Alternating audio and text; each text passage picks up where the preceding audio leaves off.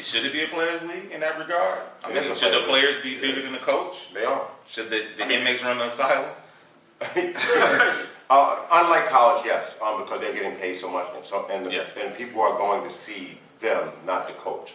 Whereas if you go to Duke, you're going to go see Coach K. Oh, well, when he was there, you're going to see Coach K and those that play for Coach K. You go to Michigan State, you're going to see Izzo and the Izzo-ettes. Yep. You go to I guess Wooden back in the days. You're going to go see the Wooden in this team. But in the NBA, and you get a check, they're making $30 million. There's players that can't even play with us that's making $10 billion a year. We're still kind of good. So it's definitely a players' league. But I want to address at some point a hot take is going to be Doc Rivers and how good of a coach he is.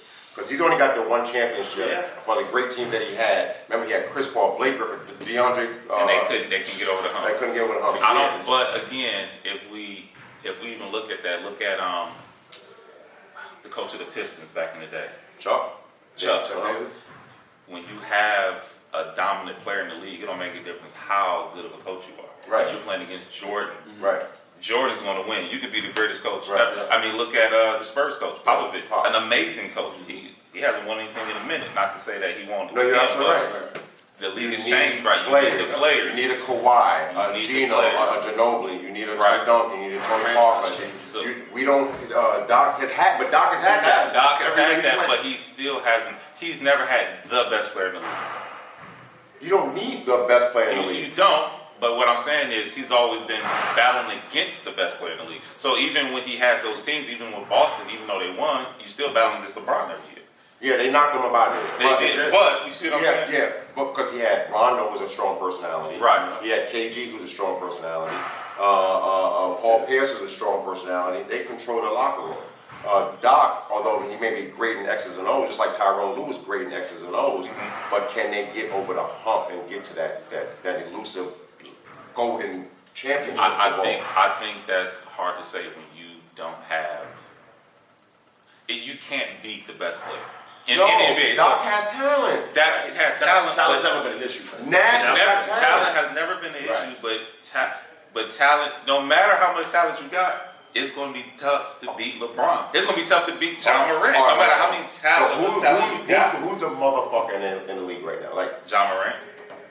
He's not going to Steph Curry. Jokic, you could say. Okay. John Morant. Okay, so he's not going to win. Is Steve Kerr better than Doc Rivers in coaching? No, he has.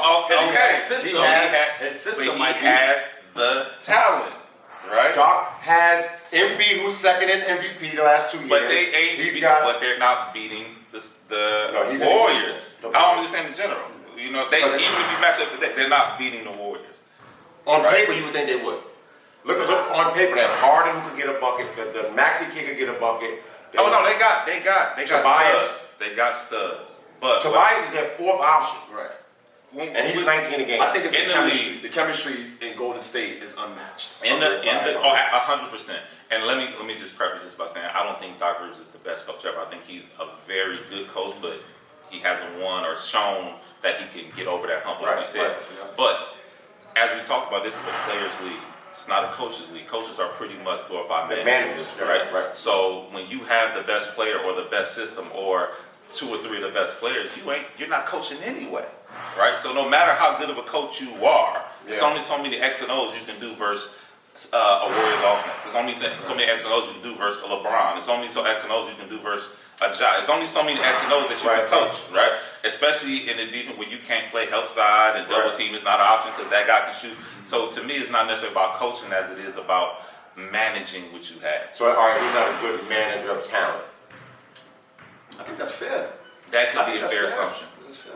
That's a fair assessment. 100%.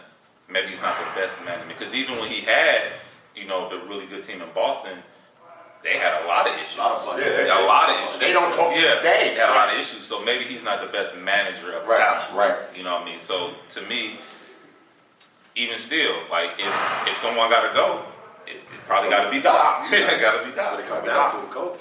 But anyway, there we go, fellas. Wrap it up. Episode 1 of the Layup Line podcast. Before we leave, where can you find you good brothers at? Team Footprints on IG, and then the Footprints group on Twitter. And also we're on TikTok. Oh yeah, TikTok. TikTok. D, where you at? You can find us at High Rise CT on Instagram and Twitter. And I am at overtime_hoops on Instagram. I am train overtime on Twitter, and I'm on TikTok. AJ knows best on TikTok. Until next time, people, we out.